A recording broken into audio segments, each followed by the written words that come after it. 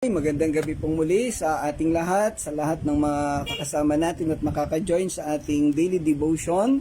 Tayo po ay live uli sa Facebook at pagpapatuloy tayo sa ating pag-aaral. Tayo ngayon ay nasa Isaiah chapter 24 verse 3 to 4, or kung kakayanin natin, depende sa haba ng discussion, hanggang verse 6. So kagabi ay nasimulan natin ang Isaiah chapter 24, and basically ito'y tumukoy doon sa mga gagawing kaparusahan ng Diyos sa buong mundo, na tumutukoy nga rin doon sa ating mababasa sa aklat ng pahayag, itong tinatawag nating Great Tribulation.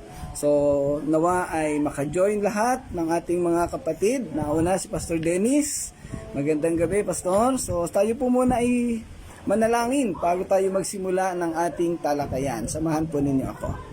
Ama naming Diyos na dakila sa lahat, salamat po Panginoon sa gabi pong ito. Salamat sa iyong patuloy na pagsama, patuloy na pagbibigay ng napakagandang oras at panahon upang kami makapagpatuloy sa pag-aaral ng iyong mga salita. Patuloy mo kaming samahan at gabayan, Panginoon, ang aming mga kapatid at kasama dito sa iglesia na makakasama namin. Ay pagpalain mo po maging yung mga ibang tao na magjo-join sa aming live discussion. Amin pong pinagkakatiwala sa iyo ang lahat ng ito, Panginoon, sa pangalan ng Panginoong Hesus. Amen. Amen. Okay, so, gandang gabi, Sister Irene. Okay, sige po, tayo po'y magpatuloy sa ating talakayan at kagaya ng nabanggit ko kanina. Kagabi ay natalakay natin ang panimula ng Isaiah chapter 24, yung panimula nito at yung verses 1 and 2. At ito nga ay tumalakay doon sa propesiya ni Propeta Isaiah sa gagawin niyang kapahamakan o pagpaparusa, pagwasak sa buong mundo. Doon sa mga naunang talakayan natin, Isaiah chapter 13 to 23, tinalakay dito yung pagwasak sa mga iba't ibang bansa o iba't ibang bayan. But this time, sa chapter 24, hindi na mga bayan lamang ang binigyan ni Propeta Isaiah ng propesiya, sa halip ang buong mundo o yung universal na nasasakop. So ito na yung buong mundo na paparusahan. At ating natalakay din kagabi na itong propesiyang ito ay sumasakop sa tinatawag nating Great Tribulation, o iyong sinasabi din sa iba na Great Day of Judgment or the Day of the Lord. At ito'y mangyayari bago dumating ang panahon na i-establish o itatatag ng Panginoong Hesus ang kanyang kaharian dito sa lupa. Yung tinatawag din nating 1,000 years of millennium or great, yung millennial kingdom. Sa gabing ito, ating ipagpapatuloy ang ating talakayan. Magandang gabi, Pastor Claude. Ang sabi sa verse 3, mawawasak ang daigdig at wala nang papakinabangin dito. Mangyayari ito sapagkat sinabi ni Yahweh. Ang konteksto ng talatang ito ay isang pagpapahayag ng paghatol na nagbabala sa mga tao sa mga kahihinatnan ng kanilang mga kasalanan. At ito rin yung kaugnay o kadugtong nung binanggit at pinag-aralan natin kahapon na sinasabi na sa dulong panahon, pag natapos na yung disenyo ng Diyos na paghihintay sa mga tao, ay wawasakin niya ang daigdig dahil sa ginagawa nitong pagkakasala at patuloy na paglayo sa Kanya. Yung kawalan ng pananampalataya ng mga tao ay magiging dahilan o kaparaanan upang sila ay mapahamak. At ito'y alam na nating lahat, kaya meron tayong tinatawag na mga evangelism at iba't ibang gawain ng pagbabahagi ng ebanghelyo upang ang mga tao ay makakilala sa Panginoong Hesus at sila ay magkaroon ng kasiguraduhan ng kaligtasan. Pag ang isang tao ay nanampalataya, nagkaroon ng kasiguraduhan ng kaligtasan, hindi na siya mapapahamak doon sa apoy ng impyerno, hindi siya makakasama dito sa binabanggit natin na Great Tribulation. Sa halip, siya ay makakasama sa kaharian ng Diyos doon sa kalangitan.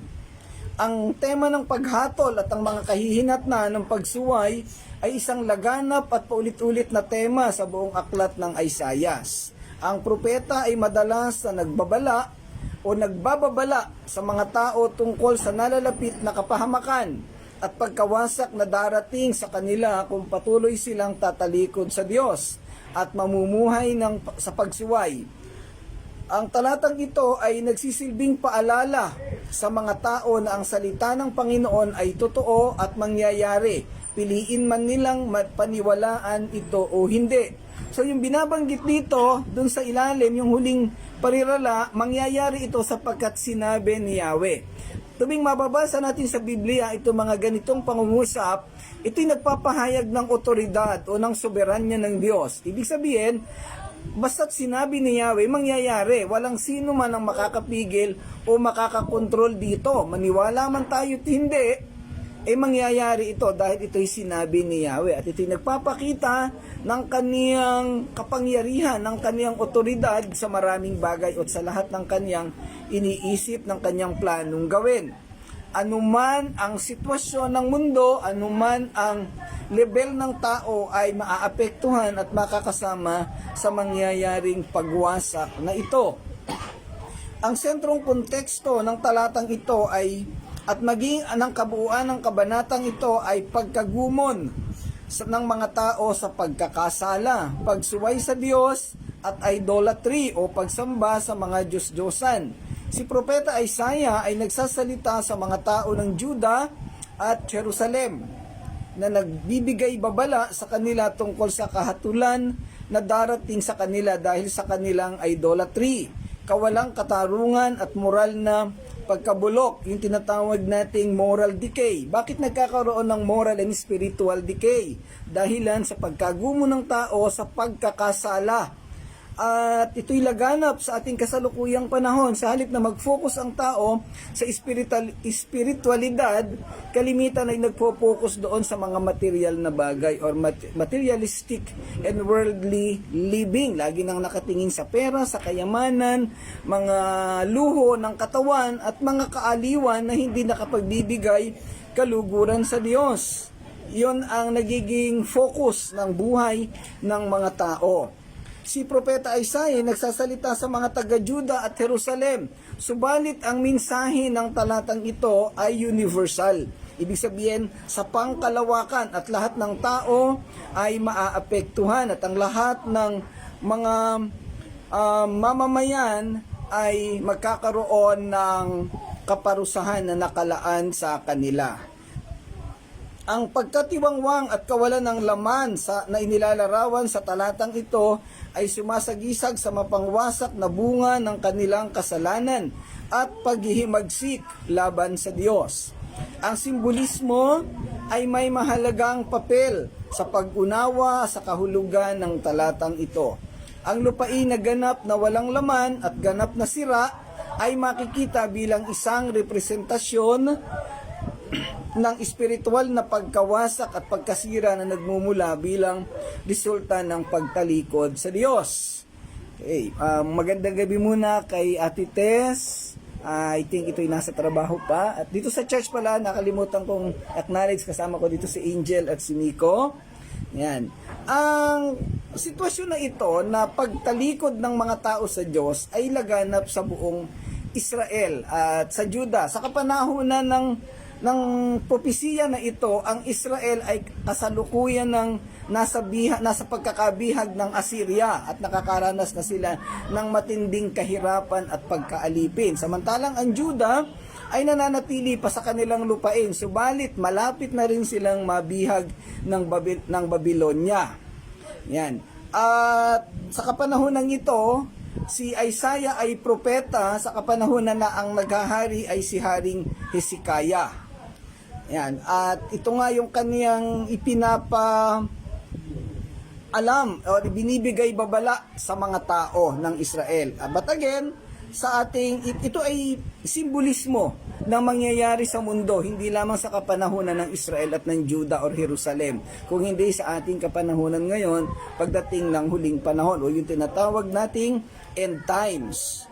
Ang lupain sa kontekstong ito ay makikita bilang isang simbolo sa mga tao na sa aspetong espiritual ay baog o walang anak at simbolo ng kawalan ng paglago na katumbas ng lupaing tiwangwang o walang tanim, walang tumutubong anumang halaman. Makikita na tumutubo at namumunga. Pag ang isang tao ay sinasabing baog or barren, wala siyang kakayahang magkaanak ang lupain na tinutukoy ditong baog ay walang kakayahan na magkaroon ng anumang halaman. Wala siyang sustansya, walang mabubuhay na halaman sa kanya, and therefore hindi mamumunga. At pag ang isang lupain ay hindi namunga, yung mga taong nakatira doon ay makakaranas ng kahirapan hanggang sa sila ay mamatay. So itong larawan nito ay nagpapakita na pagdating ng panahon, ang lupain ng Israel o ang Juda at ang lupain ng buong mundo ay magiging tila taong baog na wala nang makikitang buhay. Sa halip ay pawang napakapangit na larawan, pukawang patay o mga durog-durog na mga istruktura dahilan nga sa ginawang pagpaparusa sa kanila ng Diyos. Tinatawag sa Ingles na spiritual barrenness. So, ginawang ilustrasyon dito o ginawang halimbawa yung pagiging baog ng lupain at ilinarawan sa tao. Pero ang malalim na tinutukoy dito ay yung kawalan ng kwenta o kawalan ng nilalaman ng kanilang espiritual na pagkatao. Ibig sabihin, sa mas simpleng paliwanag, wala ang Panginoong Diyos sa kanilang mga puso. Kaya hindi sila nakagagawa o wala silang spiritual connection sa Diyos. Wala sila ng relasyon sa Panginoong Hesus, hindi sila mga mananampalataya. At alam na nating lahat sa kasaysayan at kabuuan ng Biblia, pag ang isang tao ay wala ng ganitong pananampalataya, sila ay ipatatapon doon sa apoy ng impyerno at doon ay magngangalit ang kanilang mga ngipin. Sa mga nakaraang talata, binigyang pansin yung ang unan ay mga uod at ang kumot ay mga uod. So nakakarimarim ang sitwasyon na to. Nandun ka sa apoy ng impyerno, ito'y binanggit doon sa kabanatang 13 sa sitwasyon ng Babylonia. Ang kanilang aabutan, ang kanilang dadatnan doon sa impyerno ay mga uod.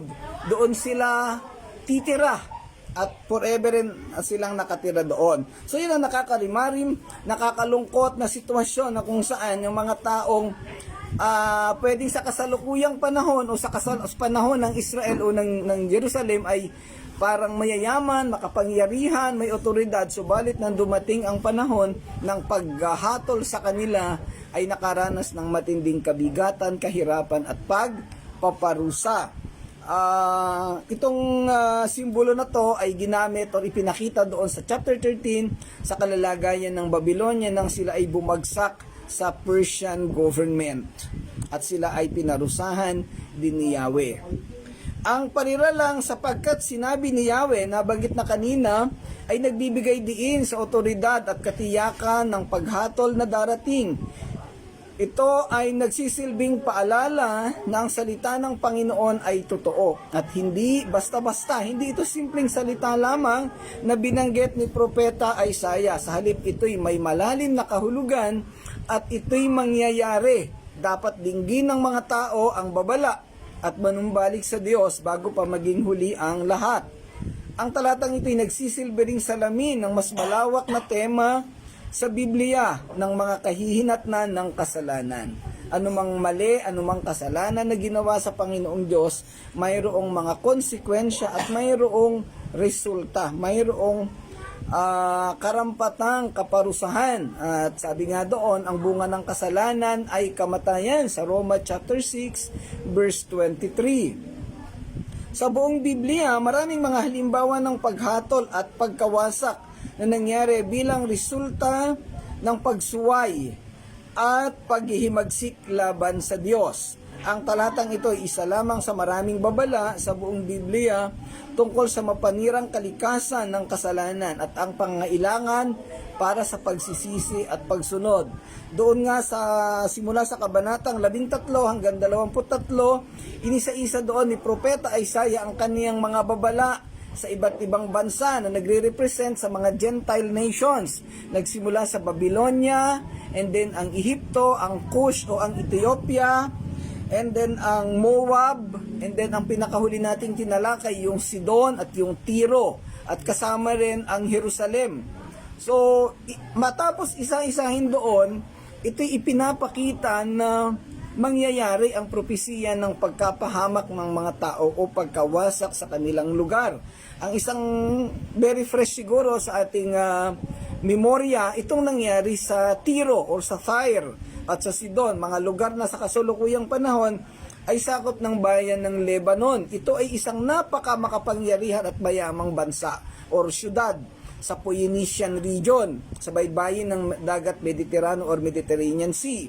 Subalit, nabaliwala ang kanilang kapangyarihan at kayamanan at otoridad at impluensya sa mundo dahil sa kanilang kayabangan, sa pagmamataas, at hindi sila sumampalataya sa Diyos. In fact, doon sa aklat ng Ezekiel ay itinuturing nila ang sarili nila na mga Diyos at gusto nilang sambahin sila ng mga tao dahil sa napakalawak na kanilang impluensya.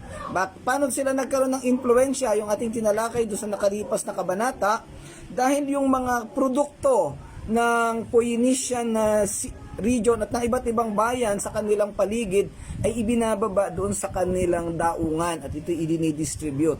So nakapagdala sila ng napakaraming impluensya sa paligid. Pero sa kabila ng lahat ng ito, yung kanilang kapangyarihan ay hindi nila nahadlangan ang kayang gawin ng Diyos. Still sila ay pinarusahan.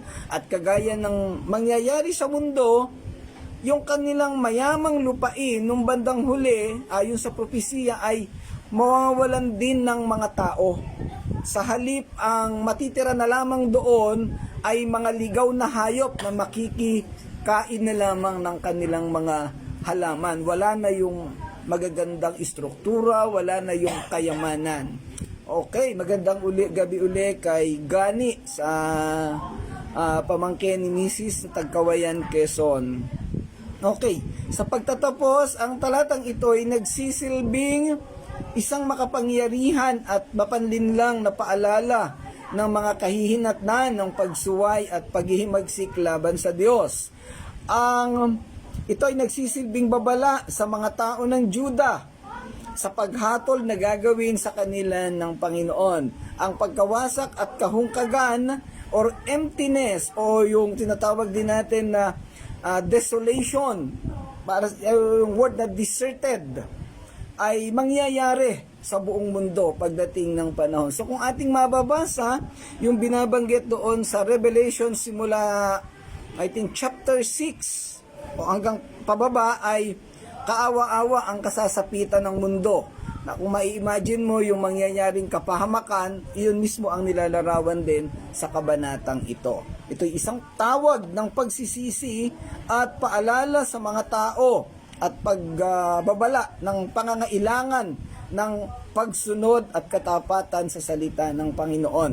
Itong isang bagay na ini-ignore ng mga tao sa kasalukuyang panahon. Ang akala ng mga tao ay napakaganda na ng kanilang buhay dahil mayaman sila, may pera, at ang sabi ng iba, kumakain ng 3 beses isang araw, minsan ay 5 pa, at meron silang maaasahan sa dulong panahon. Mayroong mga pension, may kayamanan na ipon, may mga insurance coverage, at kung ano-ano pang mga material na bagay. Subalit ang lahat ng iyan, mga kapatid, ay pawang makapangmundo lamang. Pag tayong lahat ay namatay, lahat ng mayroon tayo sa mundo ay baliwala. Hindi natin madadala sa kalangitan o kung saan man doon na tayo ay pupunta. Ang pinakamahalaga na magkaroon tayo habang tayo ay nasa mundo ay ang kaligtasan, ang kasiguraduhan ng kaligtasan sa pamamagitan ng pananampalataya sa Panginoong Hesus bilang Diyos at tagapagligtas. Isuko natin ang ating mga buhay sa Kanya at tayo'y manampalataya at anumang oras na tayo'y kunin ng Panginoon, makakasigurado tayo na tayo ay sa langit pupunta. Ito po ay hindi pinapansin ng mundo. Kaya nagkakaroon tayo ng mga ganitong pag-aaral, meron tayong iba't ibang programa upang maibahagi ang mga salita ng Panginoon sa Biblia sa mga tao at malaman, maunawaan ng mga tao ang kahalagahan ng espiritual na aspeto ng ating buhay, yung pananampalataya sa Panginoong Hesus. Hindi ordinaryong gawain ang ginawang pagpapakasakit ni Jesus Christ sa krus. Siya'y namatay para tubusin ang ating kasalanan, pero in reality, binabaliwala ito ng mga tao. So nawa itong mga kasama natin dito sa online, sa live, na maunawaan ng buong buo ito at maging instrumento sa pagbabahagi ng kaligtasan o ng ebanghelyo sa lahat ng tao. Dahil ang lahat ay mapapahamak, susunugin sa impyerno at doon na magdaranas ng walang hanggang kapahamakan at kahirapan kung hindi makikilala at magkakaroon ng pananampalataya sa Panginoong Hesus. Sa pagpapatuloy natin sa talatang 4, ang sabi dito, matutuyo at malalanta ang lupa, manghihina ang buong sanlibutan, ang langit at ang lupa ay mabubulok. Ang talatang ito ay nagpapahayag ng isang mapangwasak na paghatol sa lupa o sa mundo, kung saan ang mga lupain o mga lugar sa mundo ay magluluksa at maglalaho. The land or the earth will mourn and will fade away. Kumakatawan sa malawakang pagkawasak at pagkabulok dahil sa mga kasalanan ng sangkatauhan. Ang mundo ay manlulupaypay at ito'y sumisimbolo sa isang estado ng kahinaan at pagdurusa na nakakaapekto sa lahat ng tao, na nagbibigay larawan ng kawalan ng lakas o kakayahan na simbolo ng mga kahihinatnan ng paglabag ng tao sa Diyos. So napakaraming binanggit at ginamit ng mga salita, pero ang isang bagay lamang na tumutukoy dito, yung ating kawalan ng pananampalataya. Yung kawalan ng relasyon at koneksyon ng mga tao sa Panginoong Diyos. Ang sabi dito sa huling talata, mga kahihinatnan ng paglabag ng tao sa Diyos. Kung ating maalala yung kasaysayan ng mga Israelita sa Kanaan o doon sa wilderness, ang mga Israelita ay lumabas sa Ehipto sa pangunguna ni Moises at sila ay nag-travel sa wilderness o sa ilang sa loob ng 40 taon. Pero yung duration dapat ng kanilang travel time ay 11 araw lamang, 11 days. Pero umabot sila ng 40 years. Bakit? Dahilan sa katigasan ng ulo. Dahilan sa pagsuway sa Diyos. At yung 40 taon na ginugol nila sa ilang ay nangamatay na lahat ng mga orihinal na tao na lumabas doon sa Ehipto. Ang nadala ni Joshua sa lupang pangako ay mga anak na lamang nila, ibang henerasyon na. Kaya doon sa Deuteronomy, inulit yung mga batas, no? Dahil ipinaunawa uli sa mga tao. Now, anong kaugnayan nito sa sinasabi pinag-uusapan natin? Yung wilderness, ito'y sumisimbolo sa buhay natin sa mundo ngayon. Kinabuhay na matigas ang ulo, puro pride, puro kayabangan, puro kasalanan, puro pagrereklamo. Yung Kanaan, ito yung langit. Ang sinisimbolo ng Kanaan, ng lupang pangako, ito yung langit sa panahon ng lumang tipan at ito yung salvation sa kanilang kapanahunan. So yung mga taong nangamatay sa ilang, ito yung hindi na nakatawid, hindi nakapunta doon sa lupang pangako, doon sa kanilang langit. Bakit? Dahil sa kanilang katigasan ng ulo. Now, sa kapanahunan natin, itong mga tao sa kasalukuyang panahon na ayaw manampalataya sa Panginoong Hesus, na hindi sumusunod, wala nang inisip kung di magpayaman, maghanap buhay, lahat na gumawa ng kasalanan, gumawa ng imoralidad at lahat ng mga bagay na hindi kalugod-lugod sa Diyos, magagaya sila sa mga Israelita na hindi nakatawid papunta sa lupang pangako o hindi makakarating doon sa kalangitan sa piling ng ating Panginoong Diyos. Yan ang nakakalungkot na sitwasyon na walang excuse, walang exempted. Dalawang bagay lang po ang titingnan ng Diyos. Ikaw ba'y may pananampalataya sa Kanya? Sa langit ka pupunta. Kung ika'y walang pananampalataya, doon ka sa kabilang dako, yung impyerno, kung saan makakasama mo yung mga uod at yung apoy at yung mga katulad mo rin na hindi nananampalataya. Kaya tayo may pag-aaral muli para maunawaan ito ng bawat isa. So nakakatuwa dahil marami tayong naaabot na tao sa ganitong pag-aaral. Muli, ang tema ng paghatol at ang mga kahihinatnan ng pagsuway ay isang laganap at paulit-ulit na tema sa buong aklat ni Isaiah at maging sa ibang aklat ng Biblia. Isa lang naman ang sentrong tinatalakay sa Bible. It is the salvation through Jesus Christ. Si Jesus Christ ang sentrong tao sa Biblia. Kahit itong mga account sa lumang tipan, sa kanya ito naka-focus, sa kanya ito nakatuon. At bakit may Jesus Christ? Bakit may Jesus na namatay sa krus? Bakit may Jesus na tinatalakay sa Biblia? Para sa kaligtasan ng lahat ng tao. Dahil ang lahat ay nagkasala, ayon sa Romans 3:10 and 3:23, walang sino man ang naghahanap sa Diyos. Ang lahat ay naging makasalanan. Kaya sa pagmamahal ng Diyos, ipinadala niya ang kanyang nag-iisang bugtong na anak. John 3:16, para tayo ay tubusin at ang sino mang mananampalataya sa kanya ay hindi mapapahamak kundi magkakaroon ng buhay na walang hanggan. Yan. So, ang mga propesiya sa talatang ito ay direktang binanggit ni Propeta Isaiah sa mga tao sa Juda at Jerusalem na nagbabala sa kanila tungkol sa kahatulan na darating sa kanila dahil sa kanilang pagsamba sa mga Diyos-Diyusan, kawalang katarungan at moral na pagkabulok. So may tatlong bagay ito.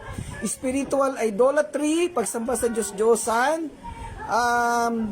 kawalan ng katarungan, kawalan ng kaparehas na pagtingin sa mga tao, pagiging mapagmataas, at moral na pagkabulok, moral decay. Ano ba yung idolatry na binabanggit dito? Sa mga pamilyar sa nag-aaral ng 10 utos, yung sinasabi doon sa 2 utos, huwag kang magkakaroon ng anumang imahe. Huwag kang sasamba sa anumang Diyos-Diyosan. Hindi ko kabisado yung utos kasi hindi ko na masyadong binabasa. Pero yung pagkakaroon natin ng ribulto, pagkakaroon natin ng mga Diyos-Diyosan, isa yon. Pero bukod pa doon, yung ating pagbibigay galang sa mga sobrang pagtingin sa mga bagay na hindi nakalugod-lugod sa Diyos. Pwedeng trabaho, pwedeng pera, negosyo, pwedeng yung asawa mo o boyfriend at girlfriend, halos iyon na yung sambahin mo. Diyos-Diyosan ang tawag po doon. O minsan yung sarili na rin ang sinasamba dahil sa sobrang talino at sobrang galing. So nakakalungkot po yun. Lahat po ay Diyos-Diyosan at tinatawag po yung spiritual idolatry. Okay.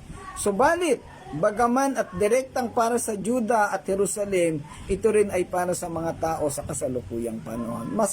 Mas binibigyang tuon or pansin natin yung kalalagayan ng mga tao sa kasalukuyang panahon. Kasi ang Juda at Israel na sinulatan or binigyan ni Propeta Isaiah ng propesiya, wala na yan sa kapanahunan ngayon. Nangyari na sa kanila to, nabihag na sila, nangamatay na sila. At sa ngayon ay, bagamat may bansang Israel, pero maraming mga Hudyo na nagkalat sa iba't ibang bansa. Ngayon, pagdating ng panahon, ayon din sa propesiya, sila'y pababalikin ng Panginoon sa kanilang bayan. Pero ang mas gusto nating pagtuunan ng pansin, tayo na hindi Hudyo, pero hindi nananampalataya. Napakaraming tao sa kapanahunan natin na ganito. Magandang gabi po kay Miss Julieta Canillo. Salamat po sa inyong pag-join sa ating talakayan.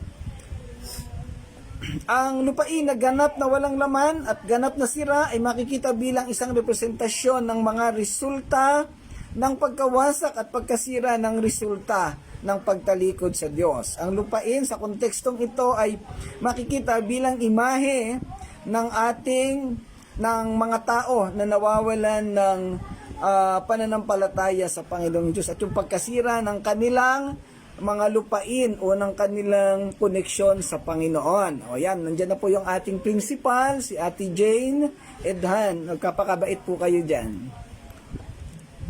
Ang talatang ito ay nagsisilbi ring salamin ng mas malawak na tema sa Biblia ng mga kahihinatnan ng kasalanan. Sa buong Biblia, maraming halimbawa ng paghatol at pagkawasak na nagmumula bilang resulta ng pagsuway at paghihimagsik laban sa Diyos.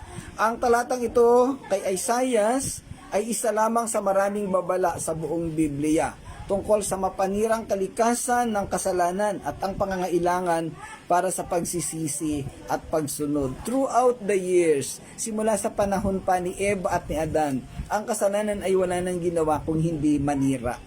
Sinira ang relasyon, ang connection sa Diyos. So dahil tayo'y nasira, lahat tayo nagmula sa lahi ni Adan, sabi sa Romans chapter 5 verse 12, papasok tayo ng kasalanan dahil sa isang tao. Pero dumating ang isa ring tao para alisin ang ating kasalanan. Ito ay ang Panginoong Hesus. Ang kailangan lang natin gawin ay manampalataya sa Kanya at magkaroon ng kasiguraduhan ng kaligtasan, magkaroon ng relasyon sa Panginoong Hesus. Okay, so ang kasunod na talata, verse 5, sinira na ang daigdig ng mga naninirahan dito dahil sinuway nila ang katuruan ng Diyos at nilabag ang kaniyang mga utos. Winasak nila ang walang hanggang tipan. Ang talata namang ito ay nagpapahayag ng mga kamali ang ginawa ng tao sa mundo na katumbas ng pagsuway sa mga kautusan ng Diyos. Dahil ang mundo at ang mga nilalaman nito ay ginawa ng Diyos para sa tao at pinabayaan at sinira ito. Nilabag ng sangkatauhan ang mga batas at utos ng Panginoon. Ang mga tao sa mundo ay lumabag sa kalooban ng Diyos. Sinira nila ang walang hanggang tipan sa Kanya. Matagal nang namuhay sa ganitong estado ng kapabayaan ang mga tao at kawalan ng pananampalataya. Sila ay pawang mga hangal at sa kanilang kahangalan, pinagpasyahan nila na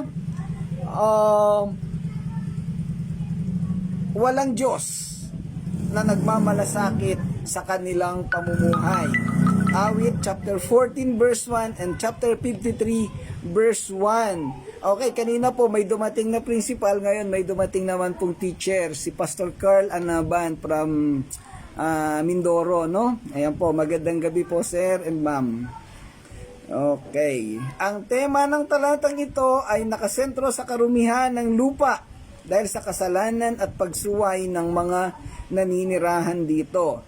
Ipinakita ni Isaiah ang isang malungkot na larawan ng kalagayan ng lupa na itinatampok ang katiwalian sa moral at espiritual na pagkabulok na bunga ng mga paglabag ng mga tao. Ang lupa ay ginawa ng Diyos. Ibinigay sa kapanahonan ni Adan at ni Eva. Subalit nang sila'y magkasala, ito ay isinumpa ni Yahweh. At ang lahat ng aanihin dito ay magmumula sa pinagpaguran ng tao. At simula noon hanggang sa kasalukuyang panahon, ang mga natural resources na nilikha ng Diyos ay sinisira ng mga tao at napakalawak na ng naging epekto nitong kasamaan sa atin. At itong binabanggit dito sa talatang ito na pagkasira ng daigdig ay sumisimbolo at ito'y parang imahe ng mangyayaring pagkasira uli sa mundo. Mas matinding pagkasira dahilan sa pagkakasala ng tao. Kung ating ikukumpara, kailan nagsimulang masira ang lupa o isumpa ng Diyos nung ang tao'y nagkasala. At itong pagkakasala na to ay continuously nangyayari sa mundo hanggang sa kasalukuyang panahon. At kaya ang dahilan ito ng unti-unti at tuloy-tuloy na pagkasira ng mundo at ng kalupaan. At ang pinaka dulo nito ay ang katapusan ng lahat. Ang buong lupain, ang buong sandaigdigan ay wawasakin at sisirain ng Diyos dahilan sa kaduluhan o pinaka kaparusahan sa mga tao na nagkakasala at hindi nananampalataya sa Kanya. Muli, ang konteksto ng talatang ito ay matatagpuan sa loob ng mas malaking propesiya ni Isaiah na tinawag ng Diyos upang ipahayag ang kanyang paghatol sa bansang Juda at sa nakapalibot na mga bansa dahil sa kanilang idolatria o kawalang katarungan at immoralidad.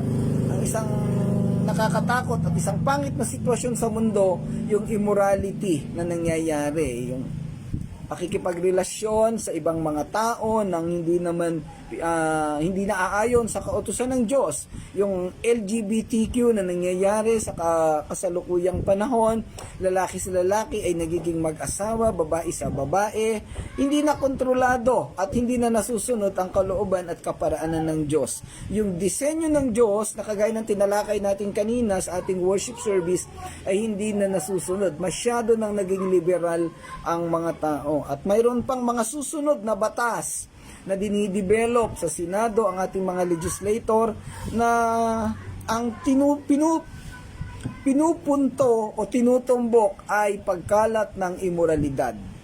Ang lupa sa talatang ito ay kumakatawan hindi lamang sa pisikal na mundo, kundi pati na rin sa espiritual na kaharian at sa banal na kaayusan na itinatag ng Diyos. Ito ay refleksyon ng kalagayan ng sangkatauhan at ang kaugnayan nito sa Diyos. Ang karumihan ng lupa ay nagpapahiwatig ng ginawang katampalasanan ng tao sa disenyo ng Diyos at ang pagkasira ng kanyang layunin na pagkakaisa sa pagitan ng mga tao at ng nilikha. So sabi natin kanina, yung lupa ay simbolismo ng espiritual na kaharian at sa banal na kaayusan.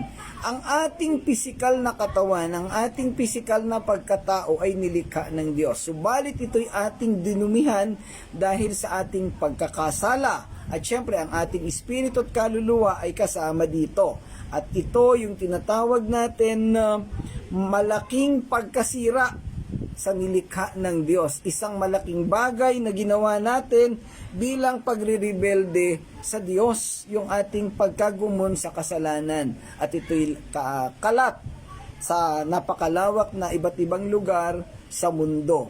Kaya napakahalaga na lagi tayong may regular na pag-aaral upang maunawaan natin ang mga bagay na to at sa huli ay magkaroon tayo ng pagsisisi, pagmumuni-muni sa mga ginawa nating kamalian. Sa isa pang kahulugan, ang talatang ito'y nagsasalita din sa pangkalahatang kalagayan ng sangkatauhan. Tinatampok nito ang likas na pagkahulog at pagiging makasalanan nga ng mga tao at ang mapangwasak na epekto nito sa mundo sa kanilang paligid. Ang talata ay nagsisilbing paalala laban sa pagmamataas, pagkamakasarili at paghihimagsik ng tao laban sa Diyos at isang panawagan sa pagsisisi at pagbabago. Sa gabing huli, sa ating pagtatapos, itinuturo nito ang pangangailangan para sa pagpapanumbalik at pakikipagkasundo, restoration ng ating buhay at yung reconciliation sa Panginoong Diyos. At ito nga ay ginawa na sa pamamagitan ng dugo ng Panginoong Hesus. Kaya lang sa ating realidad sa ngayon, patuloy na lumalayo ang tao. Napaka-importante na ito'y maunawaan ng mga tao. Maibahagi sa kanila ang parehong mensahe at nang sila'y magkaroon ng pananampalataya. Sa kabila ng malubhang kahihinat na ng kasalanan, ang tipan ng Diyos ay inilarawan bilang walang hanggan. At ang kanyang awa ay biyaya. Ang kanyang awa at biyaya ay laging magagamit sa mga naghahanap sa kanya. Inaasahan ng talata ang gawaing pagtubos ng Diyos sa pamamagitan ng paghatol na sa huli ay humahantong sa pagpapanibago at paglilinis ng lupa. So ito yung isa sa disenyo ng Diyos. Matapos na hatulan ang mga tao, mangyayari yung muling paglilinis ng lupa. At ito yung tinatawag nating pagtatayo ng kaharian ng Diyos dito sa lupa. Yung 1,000 years of the millennial kingdom. Yan. Nag-aalok ito ng mensahe ng pag-asa at pangako ng katapatan buhat sa Diyos, maging sa gitna ng kadiliman at pagkawasak. Ito yung lagi nating napapag-aral noong nakalipas na panahon. Sa kabila ng propesiya ng paghatol, pagkawasak at pagpaparusa, laging sa dulo, makikita natin na hindi nauubos ang pag-ibig ng Diyos. Lagi siyang may disenyo ng pagpapanumbalik at pagpapatawad sa mga taong nagbabaliwala sa Kanya. Ito yung isang uri ng pagmamahal na sa Diyos lamang nagmumula at ipinagkakaloob niya ito sa tao.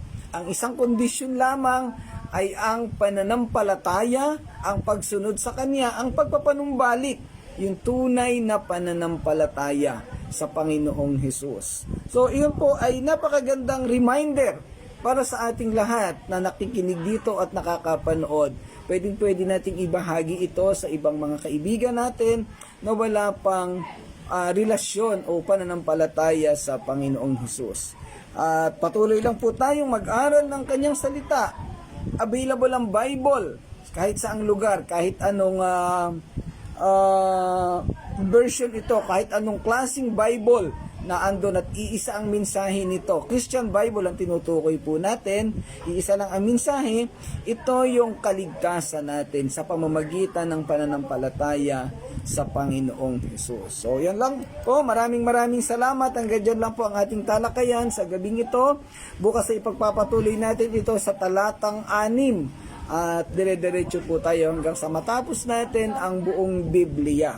Yan. At muli po sa mga bagong nag-join sa gawain po na to, maraming salamat sa inyong pagsama.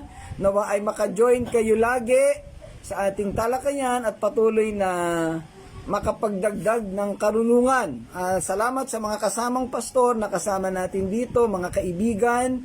At kayo pong lahat, tayo pong lahat ay patuloy na maging instrumento ng pagbabahagi ng kaligtasan sa pamamagitan ng salita ng Panginoon.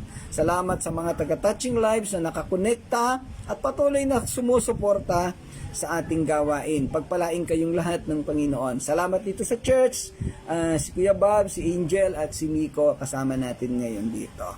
Okay, ulitin ko po, ang ating pong gawain na to ay araw-araw, tuwing alas 7 ng gabi, normally hanggang 7:45 hanggang alas 8. 30 minutes to 45 minutes na discussion.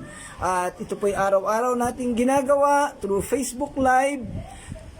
Nawa po ay makasama namin kayo lagi. Kung meron po kayong mga katanungan, pwede pong magbigay ng tanong. Dito po, pwedeng mag-comment dito sa ating video. Ay video na to ay available sa Facebook. Normally 30 days. Pero merong option na hindi ito mawala. Ayan, kanina itinuro sa akin ni Pastor Claude. At kung mawala man ang video natin sa Facebook, ito po ay dinadownload at ina-upload natin uli sa Facebook page ng Touching Lives Christian Church. And later on, available din po ito sa YouTube para patuloy na mapanood at matuto ang bawat isa. Muli po, maraming salamat sa inyong pagsama. At palawakin po natin patuloy ang pag-aaral ng salita ng Panginoon. Sa pagtatapos, samahan po ninyo ako muli sa ating pananalangin. Pray po tayo. Ama naming Diyos na dakila sa lahat, salamat pong muli Ama sa gawain na natapos. Sa paghahayag ng iyong mga salita, sa pag-aaral ng mga mensahe nito Ama. At salamat sa napakalaki at napakadakilang opportunity na ito na ibinigay mo sa amin upang kami patuloy na matuto. Salamat sa iyong mga salita. Salamat sa kalusugan at kalakasan ng katawan. Salamat sa internet resources na pinagkaloob mo sa amin upang kami ay makapag daos ng ganitong gawain. Patuloy mo kaming pagpalain ang bawat isang nakakonect, Panginoon, at nakajoin at nakasama dito sa church. Ikaw na pa ang patuloy na gumabay sa bawat isa, ang mga kapatiran dito sa Touching Lives at ang iba't iba pang kaibigan at kamanggagawa. Ikaw po ang patuloy na magpalad gumabay sa bawat isa at ang lahat ay maging epektibong instrumento ng paghahayag ng iyong mensahe ng kaligtasan. Salamat po Amang Diyos, para sa iyo po ang lahat ng kapurihan at pasasalamat sa pangalan ng Panginoong Hesus. Amen. Amen. Okay, salamat po ulit mga kapatid. Medyo na-late si Vince. Review mo na lang, panoorin mo na lang ang video, no? Salamat mga kapatid, magandang gabi po, pagpalain kayo ng Panginoon. God bless everyone. See you tomorrow.